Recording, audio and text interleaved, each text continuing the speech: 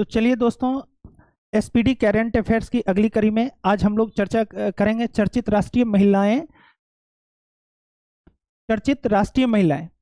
देखिए, इसमें से जो इंपॉर्टेंट है कुछ है जो आपको याद रखना है। जैसे रितु बाहरी उत्तराखंड हाई कोर्ट की पहली महिला मुख्य न्यायाधीश नियुक्त हुई हैं। तो ये पूछा जा सकता है कि रितु बाहरी किस हाई कोर्ट की पहला महिला मुख्य न्यायाधीश बनी है, तो उत्तराखंड हाई कोर्ट की।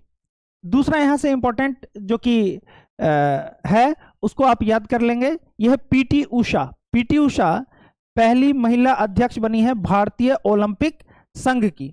पीटी उषा भारतीय ओलंपिक संघ की पहली महिला अध्यक्ष बनी है। तो वर्तमान में यदि आपसे पूछ ले कि भारतीय ओलंपिक संघ की पहली महिला अध्यक्ष कौन बनी है, तो पीटी उषा।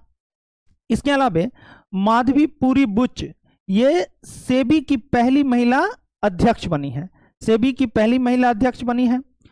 और दूसरा है शिवांगी सिंह, ये भारत की पहली महिला फाइटर पायलट बनी है। तो ये एक इंपॉर्टेंट है, दो इंपॉर्टेंट है, और तीसरा जो कि रितु बाहरी है जो कि उत्तराखंड हाई कोर्ट की पहली महिला न्यायाधीश बनी है।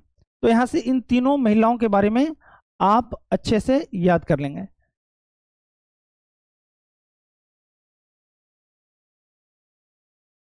तो चलिए दोस्तों, देखते हैं चर्चित अंतर्राष्ट्रीय महिलाएं।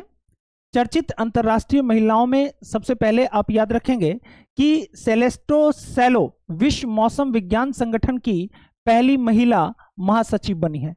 सेलेस्टो सैलो कौन है, तो विश्व मौसम विज्ञान संगठन की पहली महिला महासचिव हैं। इसके बाद मैनुएल रोका बोटे, ये इक्वेटोरियल गिनी की पहली महिला प्रधानमंत्री हैं। याद रखेंगे, जैसे करंट अफेयर्स में अक्सर पूछ लिया जाता है, कई बार इस तरह के भी प्रश्न होते हैं कि प्रधानमंत्री और राष्ट्रपति दे दिया जाएगा जो नवनियुक्त होते हैं और कहेगा कि इनको देशों के साथ मैच करिए। ठीक है, तो मैनुएल रोका बोटे ये इक्वेटोरियल गिनी की पहली महिला प्रधानमंत्री बनी है। बोटे कहां की पहली महिला प्रधानमंत्री है, गिनी की। याद कर लेंगे, बोटे गिनी की पहली महिला प्रधानमंत्री हैं। केवल कीवर्ड को पकड़ लेंगे। डीना बोलुआर्ट पेरू की पहली महिला राष्ट्रपति बनी है। तो आपको बोलुआर्ट याद रखना है, बोलुआर्ट पेरू की पहली महिला राष्ट्रपति बनी है। इसके बाद जॉर्जिया मेलोनी इटली की पहली महिला प्रधानमंत्री बनी है। तो ये इटली की। बोलुआर्ट कहां की है, पेरू की। बोटे कहां की है, गिनी की। यानी करंट अफेयर्स को आप कीवर्ड पकड़ करके, जैसे बोटे गिनी की पहली महिला प्रधानमंत्री, बोलुआर्ट पेरू की पहली महिला राष्ट्रपति, मेलोनी इटली की पहली महिला प्रधानमंत्री। तो ये अंतरराष्ट्रीय करंट अफेयर्स में पूछा जा सकता है। रियाना बरनाबी ये सऊदी अरब की पहली महिला अंतरिक्ष यात्री बनी है। याद रखेंगे, सऊदी अरब की पहली महिला अंतरिक्ष यात्री कौन बनी है, रियाना बरनाबी। रियाना बरनाबी कौन है, तो सऊदी अरब की पहली महिला अंतरिक्ष यात्री। इसी तरह से सना रामचंद्र गुलबानी पाकिस्तान की पहली हिंदू महिला असिस्टेंट कमिश्नर बनी है। सोच लीजिए, आजादी के 75 साल के बाद पाकिस्तान में कोई पहली महिला हिंदू असिस्टेंट कमिश्नर बनी है और उनका नाम सना रामचंद्र गुलबानी है। आयशा मलिक ये पाकिस्तान की पहली महिला मुख्य न्यायाधीश बनी है। याद रखेंगे, आयशा मलिक किस देश की पहली महिला मुख्य न्यायाधीश बनी है, तो पाकिस्तान की। आयशा मलिक कहां की है, पाकिस्तान की पहली महिला मुख्य न्यायाधीश बनी है। इसके अलावा नताशा पिर्क मूशर स्लोवेनिया की पहली महिला राष्ट्रपति हैं। मूशर कहां की राष्ट्रपति हैं, मूशर स्लोवेनिया की राष्ट्रपति हैं। तो आप कीवर्ड के साथ याद करते चलेंगे, जैसे बोटे तो गिनी की क्या, गिनी की प्रधानमंत्री। बोलुआर्ट पेरू की राष्ट्रपति, बोटे बोलुआर्ट हो गया। मेलोनी इटली की प्रधानमंत्री, मेलोनी कहां की, इटली की प्रधानमंत्री। बरनाबी सऊदी अरब की पहली महिला अंतरिक्ष यात्री। गुलबानी पाकिस्तान की पहली महिला हिंदू असिस्टेंट कमिश्नर। आयशा मलिक पाकिस्तान की पहली महिला मुख्य न्यायाधीश। और नताशा पिर्क मूशर ये स्लोवेनिया की राष्ट्रपति हैं, पहली महिला राष्ट्रपति हैं। Gita Gopinath, Gita Gopinath international monetary fund यानी आईएमएफ की पहली उप प्रबंधक निदेशक बनी है। गीता गोपीनाथ आईएमएफ की पहली उप प्रबंध निदेशक के पद पर नियुक्त हुई हैं। इसी तरह से Magdalena Anderson, Magdalena Anderson Sweden की पहली महिला प्रधानमंत्री बनी है। एंडरसन याद रखेंगे, एंडरसन कहां की है? प्रधानमंत्री स्वीडन की। एंडरसन स्वीडन की पहली महिला प्रधानमंत्री बनी है।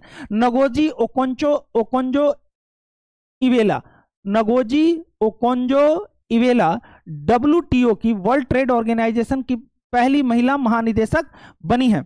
तो दोस्तों इसको अच्छे से याद कर लेंगे, इतने फैक्ट्स में ये बहुत इंपॉर्टेंट फैक्ट्स हो जाता है। ऐसे भी पूछा जाता है कि WTO के वर्तमान महानिदेशक कौन है, तो नगोजी ओकोंजो इवेला, और नगोजी ओकोंजो इवेला WTO की महानिदेशक तो है ही, लेकिन ये WTO की पहली महिला महानिदेशक भी है, बनी है। लॉरेन हर्बर्ट ओलंपिक में हिस्सा लेने वाली पहली ट्रांसजेंडर हैं।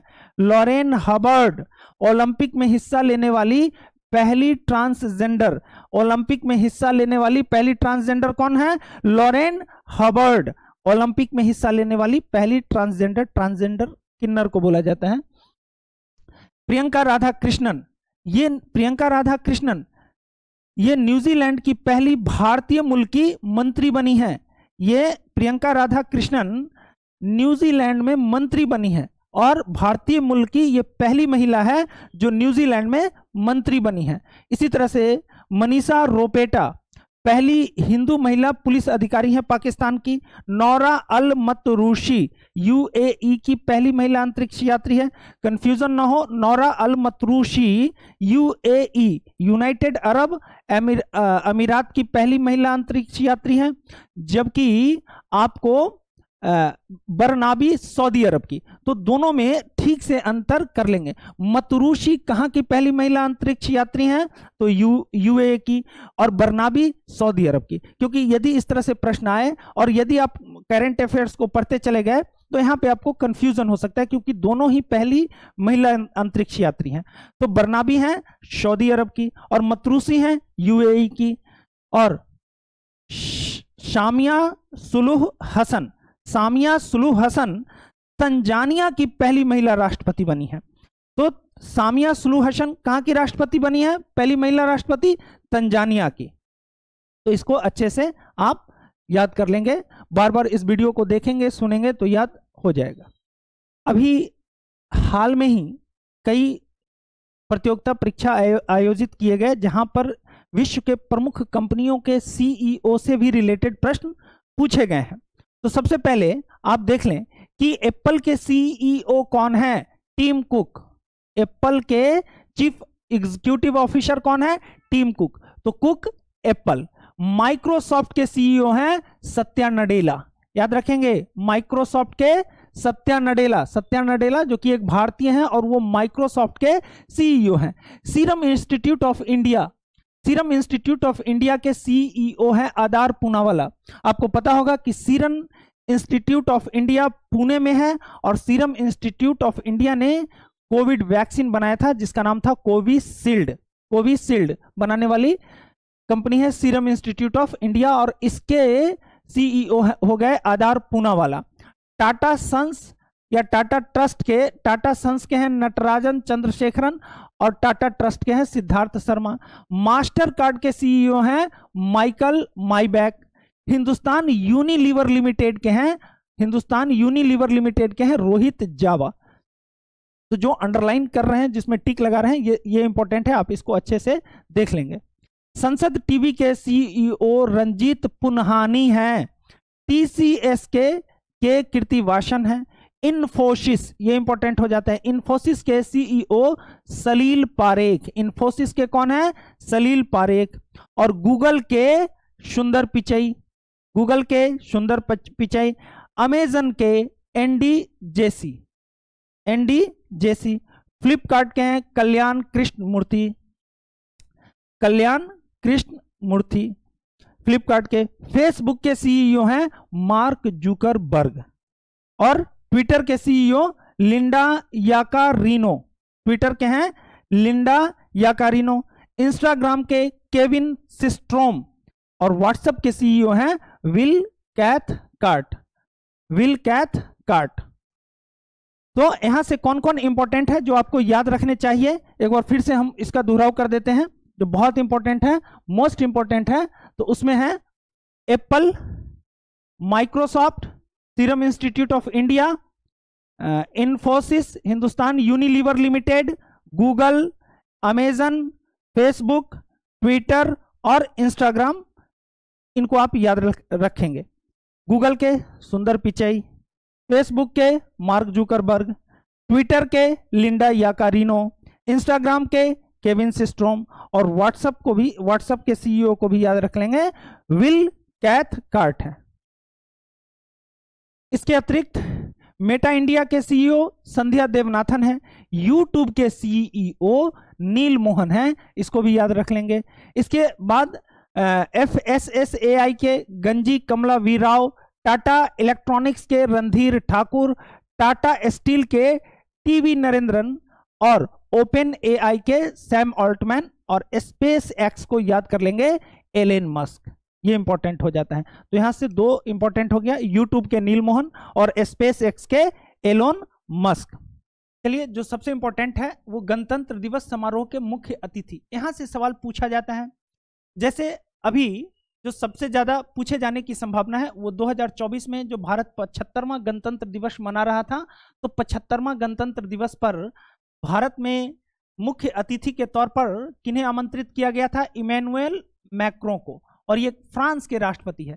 बस इस एक को याद रखना है कि भारत के 75वें गणतंत्र दिवस पर मुख्य अतिथि बनकर के आए थे फ्रांस के राष्ट्रपति इमैनुअल मैक्रों। बस इसको याद रख लेना है। और इसरो का वर्ष 2022-23 के प्रमुख मिशन, यहां से भी सवाल पूछे जाते हैं, जैसे गगनयान। तो गगनयान कब लॉन्च किया गया था? 21 अक्टूबर 2003 को। गगनयान कब लॉन्च किया गया था? 21 अक्टूबर 2023 को, माफ कीजिए 2003 बोल दिए थे। गगनयान लॉन्च किया गया 21 अक्टूबर 2023 को, और जिस प्रक्षेपण यान से यह छोड़ा गया उसका नाम था GSLV Mark 3। गगनयान 21 अक्टूबर 2023 को GSLV Mark 3 से लॉन्च किया गया। आदित्य L1 ये कब लॉन्च किया गया? 2 सितंबर 2023 को। ये आदित्य L1 बहुत ही चर्चित रहा है, तो आप इसको याद रखेंगे कि 2 सितंबर 2023 को आदित्य L1 लॉन्च किया गया, और ये लॉन्च किया गया था PSLV C57 से। ये लॉन्च किया गया था PSLV C57 से। इसके बाद चंद्रयान 3 बहुत चर्चा में रहा। ये 14 जुलाई 2023 को लॉन्च किया गया LVM-3M4 से। चंद्रयान 3 ये तीनों याद रखेंगे। गगनयान 21 अक्टूबर 2023 को GSLV Mark 3 से लॉन्च हुआ। आदित्य L1 2 सितंबर 2023 को PSLV C57 से लॉन्च हुआ, और चंद्रयान 3 14 जुलाई 2023 को LVM-3M4 से लॉन्च हुआ। तो यहां से इस 3 तथ्य को आप अच्छे से आत्मसात कर लेंगे। दोस्तों, इसरो के आगामी मिशन को भी जरा ध्यान में रखेंगे, जैसे गगनयान 1/2 ये 2024 में लॉन्च होगा, और ये भारत का पहला मानव युक्त अंतरिक्ष कार्यक्रम है। गगनयान 1/2 2024 में, यानी एक ऐसा अंतरिक्ष यान जो मानव सहित अंतरिक्ष में भेजा जाएगा। इसके बाद शुक्रयान 1 ये 2024 में प्रस्तावित है, और ये शुक्र के वायुमंडल का अध्ययन करने के लिए इसको भेजा जाएगा। इसके बाद मंगलयान 2 मिशन भी होना है, और मंगलयान 2 मिशन भी 2024 में प्रस्तावित है, और मंगल ग्रह हेतु भारत का ये दूसरा इंटरप्लेनेटरी मिशन है, अर्थात दूसरे ग्रह पर भेजा जाने वाला मिशन है ये। तो यहां से गगनयान, शुक्रयान और मंगलयान, इस 3 को आप अच्छे से याद कर लेंगे। और एक है निसार, जो कि 2024 में, ये पृथ्वी की निगरानी हेतु नासा और इसरो का ये ज्वाइंट मिशन है। भारत का कौन सा स्पेस में ज्वाइंट मिशन है? तो निसार, और ये पृथ्वी की निगरानी करेगा, जो कि नासा और इसरो के सहयोग से बनेगा। वहीं प्रोजेक्ट चीता देख लीजिए, यहां से भी सवाल पूछे जाते हैं। दोस्तों प्रोजेक्ट चीता ये भी बहुत इंपॉर्टेंट हो जाता है। और प्रोजेक्ट चीता के तहत 17 सितंबर 2022 को नामीबिया से 8 अफ्रीकी चीतों को मध्य प्रदेश के कूनो राष्ट्रीय उद्यान में लाया गया। तो यहां से एक सवाल तो पहला बनता है कि कूनो राष्ट्रीय उद्यान कहां स्थित है, तो आपका आंसर होगा मध्य प्रदेश। ये ट्रेडिशनल क्वेश्चन में आ जाएगा कि कूनो राष्ट्रीय उद्यान कहां स्थित है, तो मध्य प्रदेश में। दूसरा है कि प्रोजेक्ट चीता के तहत 8 अफ्रीकी चीता को कहां से लाया गया, नामीबिया से, और किस राष्ट्रीय उद्यान में रखा गया, तो इसको रखा गया मध्य प्रदेश के कूनो राष्ट्रीय उद्यान में, जिसमें से एक मादा चीता जिसका नाम सासा था उसकी मौत हो चुकी है। और इस प्रोजेक्ट के तहत अगले 5 वर्षों में कुल 50 चीतों को भारत लाने की योजना है। तो प्रोजेक्ट चीता के तहत कुल कितने चीतों को भारत लाने की योजना है, 50 चीतों को। अभी कितने को लाया गया है, तो 8 को। कहां से लाया गया, नामीबिया से लाया गया। और किस राष्ट्रीय उद्यान में इसको रखा गया, तो कूनो राष्ट्रीय उद्यान मध्य प्रदेश में। बाघ गणना रिपोर्ट 2022 ये भी बहुत इंपॉर्टेंट हो जाता है। पहला ही सवाल पूछेगा कि बाघ गणना रिपोर्ट किसके द्वारा जारी किया जाता है, तो भारतीय वन्य जीव संस्थान के द्वारा। और कब जारी किया गया, तो 29 जुलाई 2023 को बाघ गणना रिपोर्ट 2022 किसके द्वारा जारी किया गया, भारतीय वन्य जीव संस्थान के द्वारा। और कब जारी किया गया, तो 29 जुलाई 2023 को। और इस रिपोर्ट के हिसाब से भारत में बाघों की कुल संख्या है 3682।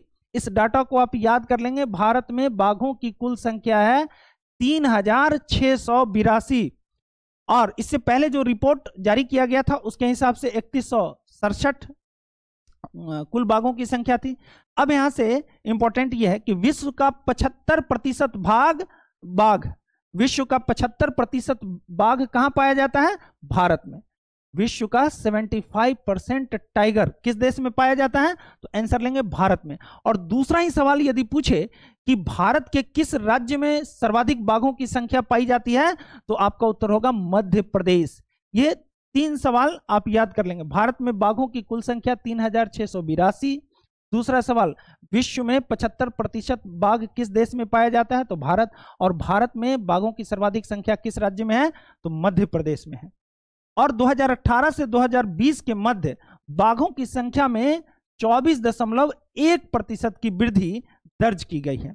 और बिहार में बाघों की पहले इसको याद कर लें कि जिम कॉर्बेट रिजर्व कहां है, उत्तराखंड में। जिम कॉर्बेट रिजर्व किस राज्य में स्थित है, उत्तराखंड में। और देश का सबसे अधिक बाघ यदि किसी एक राष्ट्रीय उद्यान में पाया जाता है तो वो जिम कॉर्बेट है, उत्तराखंड, जहां पर 260 बाघ पाए जाते हैं। तो देश के सबसे ज्यादा बाघ किस टाइगर रिजर्व में है, तो जिम कॉर्बेट। ये एक राष्ट्रीय उद्यान की बात है कि एक में, लेकिन देश में सर्वाधिक बाघ किस राज्य में पाया जाता है, तो मध्य प्रदेश में। यदि सवाल यह हो कि देश के किस राष्ट्रीय उद्यान में सर्वाधिक बाघ पाया जाता है, तो जिम कॉर्बेट। और जिम कॉर्बेट कहां स्थित है, यह भी पूछा जाता है, उत्तराखंड में। और जिम कॉर्बेट में इस रिपोर्ट के हिसाब से बाघों की कुल संख्या 260 है। और बिहार में बाघों की कुल संख्या 54 हो गई है। बिहार में बाघों की कुल संख्या कितनी है, 54। याद रख लेंगे, बाघ गणना रिपोर्ट के हिसाब से बिहार में बाघों की कुल संख्या है 54। तो आपके लिए काम की बात इसमें से इतना ही है, इसी को याद रखेंगे। नहीं तो अन्य डाटा को जब आप पढ़ेंगे तो आप कंफ्यूज कर जाएंगे, लेकिन परीक्षा के दृष्टिकोण से यही डाटा बहुत इंपॉर्टेंट है, तो आप इसको याद कर लेंगे।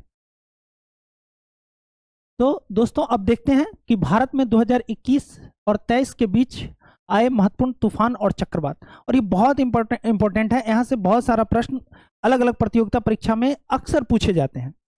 तो इन तूफान या चक्रवात का नामकरण किया जाता है। नामकरण किसके द्वारा किया जाता है, तो WMO के द्वारा किया जाता है। विश्व मौसम संगठन करता है इसका नामकरण। और विश्व मौसम संगठन के दुनिया में कुल 6 केंद्र हैं।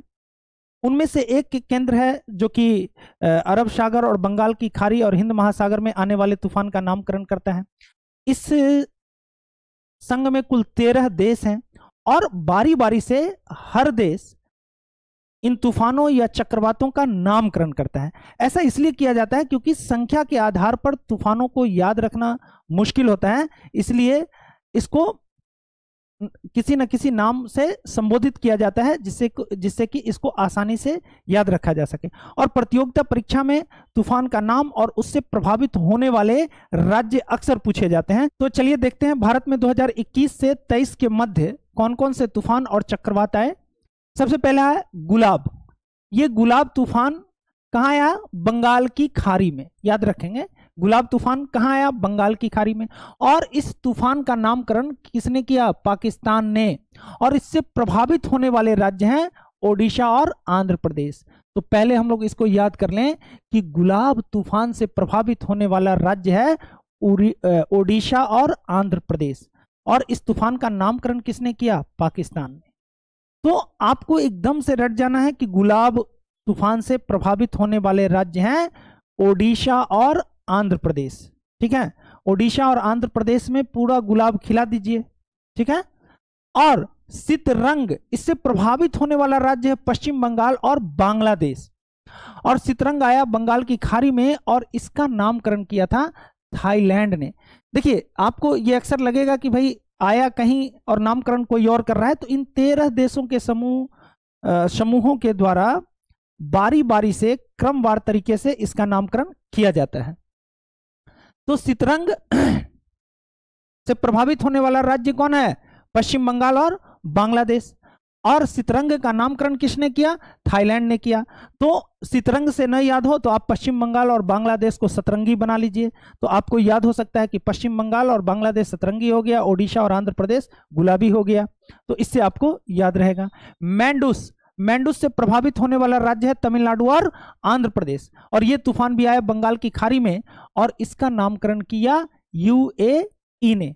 तो भारत में 3 तूफान, गुलाब, सितरंग और मैंडूस। गुलाब से ओडिशा आंध्र प्रदेश, नामकरण किया पाकिस्तान। सितरंग पश्चिम बंगाल और बांग्लादेश, नामकरण किया थाईलैंड। और मैंडूस से तमिलनाडु और आंध्र प्रदेश, नामकरण किया यूएई। और ये तीनों ही तूफान आया बंगाल की खाड़ी में। अगला है गैब्रियल तूफान या चक्रवात, जो कि ऑकलैंड में आया, न्यूजीलैंड में। मोचा आया और मोचा से प्रभावित राज्य हैं बंगाल और ओडिशा। इसको याद कर लेंगे। और मोचा भी बंगाल की खाड़ी में आया और इसका नामकरण किया यमन ने। तो मोचा कहाँ आया? बंगाल और ओडिशा में, है ना। गुलाबी कौन हुआ? ओडिशा और आंध्र प्रदेश। मोच किसको आ गया? तो बंगाल और ओडिशा को। ठीक है, मोच आ गया। तो मोचा। इल्सा ऑस्ट्रेलिया के पश्चिम तट पर आने वाला चक्रवात है। और बी पर जो है बहुत इंपॉर्टेंट है, जिससे प्रभावित होने वाला राज्य है महाराष्ट्र और गुजरात। और ये अरब सागर में आने वाला तूफान है और इसका नामकरण किया बांग्लादेश ने। देखिए, यहां पर ऐसे भी सवाल पूछे जा सकते हैं क्योंकि 2021 से 23 के मध्य भारत में जितने भी चक्रवात आए वो सभी के सभी बंगाल की खाड़ी में आए। केवल एक चक्रवात बी पर जो आया है जो अरब सागर में आया और इससे प्रभावित होने वाला राज्य है महाराष्ट्र और गुजरात। शाओला आया दक्षिणी चीन में, डेनियल आया लीबिया में और हामून ये बंगाल की खाड़ी में आया तूफान है जिससे कोई राज्य प्रभावित नहीं हुआ और इसका नामकरण किया ईरान ने। माइकोंग ये भी आया बंगाल की खाड़ी में और इसका नामकरण किया म्यांमार ने। तो 1 2 3 4 5 इसको आप अच्छे से याद कर लेंगे। चलिए तो अब आगे देखते हैं विश्व एवं भारत के शीर्ष 3 सुपर कंप्यूटर। यहां से सवाल पूछे जाते हैं और विश्व का सबसे बेस्ट सुपर कंप्यूटर कौन सा है और किस देश का है, ये दोनों ही सवाल पूछे जा सकते हैं। तो विश्व का नंबर 1 सुपर कंप्यूटर है फ्रंटियर जो अमेरिका का है। विश्व का बेस्ट सुपर कंप्यूटर का नाम बताएंगे फ्रंटियर और ये किस देश के द्वारा बनाया गया? अमेरिका के द्वारा। दूसरे नंबर पर है फुगाकू और ये किसके द्वारा बनाया गया? जापान के द्वारा। और तीसरे नंबर पर है लूमी और ये किसके द्वारा बनाया गया? तो फिनलैंड के द्वारा। फ्रंटियर, फुगाकू और लूमी ये दुनिया के टॉप 3 सुपर कंप्यूटर है। सुपर कंप्यूटर मतलब जो गणना बहुत फास्ट करता हो। तो फ्रंटियर दुनिया का नंबर 1 सुपर कंप्यूटर है और किस देश का है? अमेरिका का है। फुगाकू नंबर 2 है, जापान का है और लूमी नंबर 3 है और यह है फिनलैंड का। इसी तरह से भारत के बेस्ट 3 सुपर कंप्यूटर हैं एरावत, परम सिद्धि और प्रत्यूष। और विगत वर्षों में जो सवाल पूछे गए हैं वो इस तरह से पूछे गए हैं कि जैसे एरावत का निर्माण करने वाली कंपनी कौन सी है? तो सीडैक पुणे। एरावत क्या है? तो सुपर कंप्यूटर है, भारत का सुपर कंप्यूटर है। और इसका निर्माण कौन किया है? सीडैक पुणे। परम सिद्धि क्या है? सुपर कंप्यूटर, और इसका भी निर्माण सीडैक पुणे के द्वारा किया गया है, सीडैक कंपनी का नाम है। और प्रत्यूष क्या है? ये भी सुपर कंप्यूटर है और इसका निर्माण IITM पुणे के द्वारा किया गया है। तो एरावत और परम सिद्धि ये सुपर कंप्यूटर है, ये भारत का सुपर कंप्यूटर है और इस दोनों का निर्माण सीडैक पुणे के द्वारा किया गया है, जबकि प्रत्यूष का निर्माण IITM पुणे के द्वारा किया गया है। तो इसको आप अच्छे से देख लेंगे। वही है भारत वन स्थिति रिपोर्ट 2021। यहां से सवाल पूछा जाता है और ये बहुत इंपॉर्टेंट हो जाता है। पहला कि पर्यावरण और वन मंत्री कौन है? तो भूपेंद्र यादव। तो भारत वन स्थिति रिपोर्ट इन्हीं के द्वारा, भूपेंद्र यादव के द्वारा 13 जनवरी 2022 को जारी किया गया। ठीक है, और ये कईवां वन रिपोर्ट है? तो 17वां। तो 17वीं वन रिपोर्ट कब जारी किया गया? 13 जनवरी 2022 को। और किसके द्वारा जारी किया गया? पर्यावरण एवं वन मंत्री भूपेंद्र यादव के द्वारा जारी किया गया। तो अब देख लीजिए जो परीक्षा उपयोगी महत्वपूर्ण तथ्य है उसमें से आपको क्या याद रखना है। तो पहला है कि देश में कुल वन एवं वृक्षारोपण क्षेत्रफल 8,09,537 वर्ग किलोमीटर पर वन और वृक्ष पाए जाते हैं। वृक्षावरण का मतलब होता है जो वृक्ष से घिरा हुआ क्षेत्र है। वन और वृक्षावरण कितना वर्ग किलोमीटर में है? तो 8,09,537 किलोमीटर। लेकिन जो आपको याद रखना है वो ये डाटा है कि देश में कुल वन और वृक्षावरण भारत के कुल क्षेत्रफल के 24.62% पर है। और केवल वनावरण सबसे ज्यादा पूछा जाता है, कुल वनावरण यानी कुल वन का क्षेत्रफल, तो वो है 7,13,789 वर्ग किलोमीटर। और जो याद रखना है वो ये कि देश के कुल कितने प्रतिशत भूभाग पर वन है? तो 21.71% भूभाग। इस तथ्य को आप भूलेंगे नहीं। देश के कुल कितने प्रतिशत भूभाग पर वन है? तो 21.71% भूभाग पर वन है, जबकि वृक्षावरण 2.91% भूभाग पर है और इस दोनों को जोड़ करके ही 24.62% किया गया है। तो ये वाला फैक्ट ज्यादा इंपॉर्टेंट है। देश में वनों के क्षेत्रफल में कुल वृद्धि कितना वर्ग किलोमीटर क्या हुआ है? तो 2261 वर्ग किलोमीटर का। वनावरण में वृद्धि हुआ है, ये वन और वृक्षावरण दोनों को मिला करके है।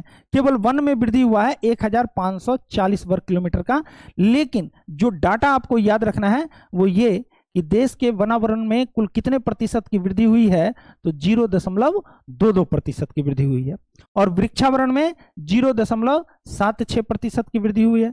देश में कुल मैंग्रोव वन कितने वर्ग किलोमीटर में है? तो 4,992 वर्ग किलोमीटर में, अर्थात 17 स्क्वायर किलोमीटर में, 17 स्क्वायर किलोमीटर में। और आपको पता होगा कि मैंग्रोव वन कहां पाए जाते हैं? तो पश्चिम बंगाल के सुंदरवन डेल्टा में ये वृक्ष पाया जाता है, मैंग्रोव वन वृक्ष पाया जाता है। तो इसको आप अच्छे से याद कर लेंगे। सर्वाधिक मैंग्रोव वन वाला राज्य पूछ दे तो वो हो जाएगा पश्चिम बंगाल, और पश्चिम बंगाल का सुंदरवन डेल्टा। चलिए तो देखते हैं सर्वाधिक वन क्षेत्र वाले राज्य कौन से हैं। सर्वाधिक वन क्षेत्र वाले राज्य हैं मध्य प्रदेश। यानी किस राज्य में सर्वाधिक वन का क्षेत्रफल पाया जाता है? सर्वाधिक क्षेत्रफल की दृष्टिकोण से सबसे अधिक वन कहां पाया जाता है? तो मध्य प्रदेश में 77,493 वर्ग किलोमीटर में। उसके बाद सबसे कम वन क्षेत्र वाला राज्य है हरियाणा। सबसे अधिक वन क्षेत्र वाला राज्य जब भी पूछे तो आंसर क्या लेंगे? मध्य प्रदेश। सबसे कम वन क्षेत्रफल वाला राज्य हरियाणा। और प्रतिशत के हिसाब से सर्वाधिक वन प्रतिशत वाला राज्य, तो प्रतिशत के हिसाब से मिजोरम। याद कर लेंगे दोनों, क्षेत्रफल के हिसाब से मध्य प्रदेश और प्रतिशत के हिसाब से मिजोरम।